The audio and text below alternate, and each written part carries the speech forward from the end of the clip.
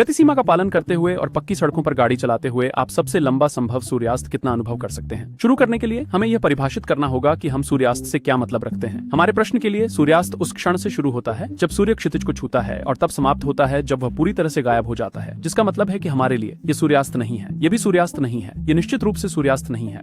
और यहाँ जो भी हो यह सूर्यास्त नहीं होगा। अगर सूरज क्षितिज को छूता है और फिर वापस ऊपर उठता है तो सूर्यास्त अयोग्य हो जाता है। सूर्यास्त को मान्य होने के लिए सूरज केवल पास की पहाड़ी के पीछे गायब नहीं हो सकता, इसे आदर्श क्षितिज के पीछे अस्त होना चाहिए। अन्यथा यदि आप इस तरह के मनमाने अवरोधों का उपयोग कर सकते हैं तो आप जब चाहें सूर्यास्त कर सकते हैं, बस एक चट्टान के पीछे छिपकर। भूमध्य रेखा पर औसत सूर्यास्त 2 मिनट से थोड़ा अधिक लंबा होता है। लंदन, इंग्लैंड जैसे स्थानों में इसमें 3 से 5 मिनट लग सकते हैं। लंदन के अक्षांश पर पृथ्वी की सतह पश्चिम से पूर्व की ओर लगभग 1000 किलोमीटर प्रति घंटे की गति से चल रही है। इसलिए यदि आप एक वाणिज्यिक विमान में पश्चिम की ओर उड़ान भरते हैं तो आप एक मनमाने रूप से लंबा सूर्यास्त अनुभव कर सकते हैं, या कम से कम तब तक जब तक आपका ईंधन 15 या 20 घंटे में खत्म नहीं हो जाता। लेकिन माइकल का सवाल सूर्यास्त को बढ़ाने के लिए ड्राइविंग के बारे में था। सहज रूप से ऐसा लगता है कि हमें शायद जितना हो सके उतना उत्तर या शायद दक्षिण में होना चाहिए। जितना हम ध्रुव के करीब होते हैं सूरज के साथ बने रहना उतना ही आसान होता है। दुर्भाग्यवश किसी भी ध्रुव के पास कोई पक्की सड़क नहीं है। सबसे नजदीकी सड़क जो योग्य है वो शायद नॉर्वे के स्वालबार्ड द्वीप पर लॉन्गियरबियन में है। वहाँ सबसे लंबा सूर्यास्त लगभग 1 घंटे से थोड़ा कम रहता है। हालांकि अगर आप पश्चिम की ओर ड्राइव करते हैं तो कोई फर्क नहीं पड़ता, क्योंकि सड़क इतनी छोटी है कि आपके चलने से ज्यादा फर्क नहीं पड़ता। सामान्य तौर पर सूर्य के साथ बने रहने के लिए पश्चिम की ओर ड्राइव करना एक व्यावहारिक रणनीति नहीं है। यहाँ तक कि मुख्य भूमि नॉर्वे के सबसे उत्तरी सिरे पर भी आपको सूर्य के साथ बने रहने के लिए ध्वनि की गति के लगभग आधे पर यात्रा करनी होगी।